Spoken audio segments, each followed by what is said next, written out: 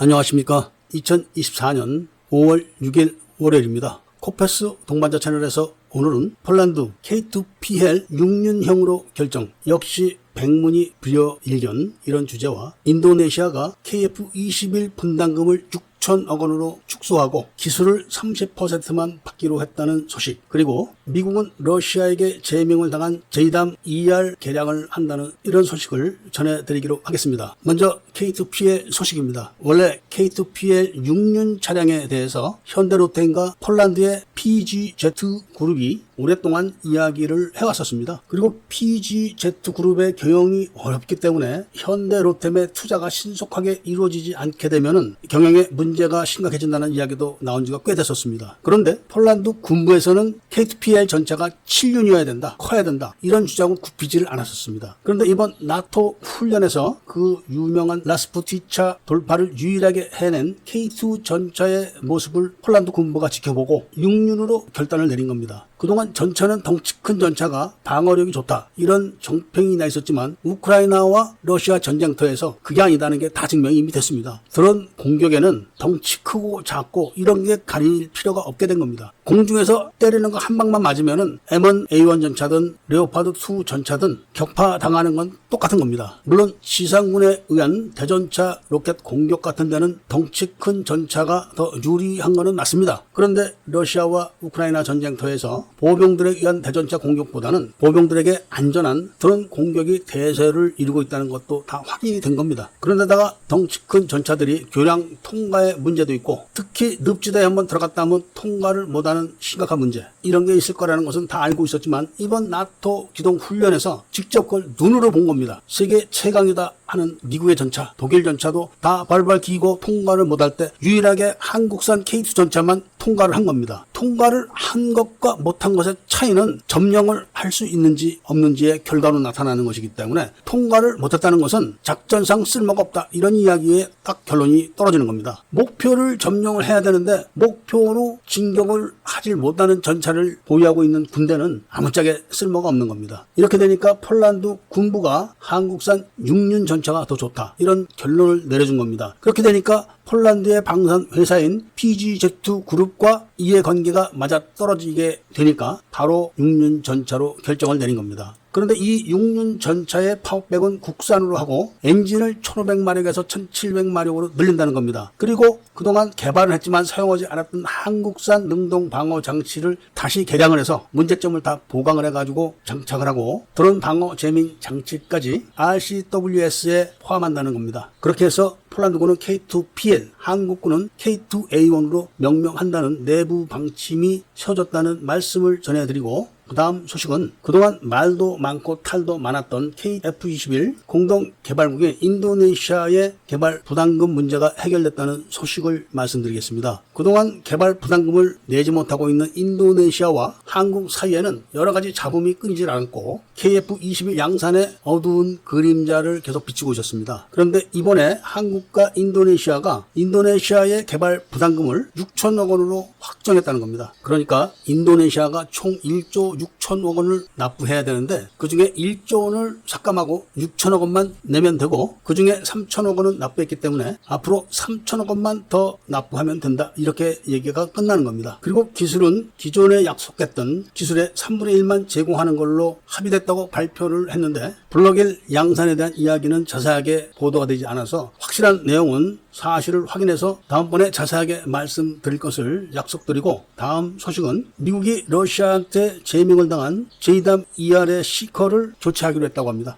러시아는 미국의 JDAM ER에 대한 공격을 GPS 제밍을 하는 방식으로 막아왔는데 미국은 이런 상대국의 제밍에 대한 방해 연구를 오래 해왔기 때문에 시커만 교체해서 우크라이나에 공급을 할 거라고 합니다. 최근에는 러시아도 활공폭탄을 대량으로 생산해가지고 우크라이나를 공격을 하고 있는데, 우크라이나 군은 아예 활공폭탄 공장을 폭격을 해서 무력화를 시키는 방법을 선택했지만 러시아는 제밍을 하는 방법을 계속하고 있다고 합니다. 최근에 북한이 우리나라에 대한 제밍 공격을 계속 해온 것을 감안한다면 우리나라도 제밍 공격을 무력화시키는 연구를 지속적으로 해야 된다는 말씀을 드리면서 오늘 이야기를 마치고자 합니다. 애국 시민분들과 밀매분들께서는 구독을 꼭 해주시고 좋아요와 알림 설정도 부탁드리면서 이야기를 들어주신 데 대해서 감사드립니다.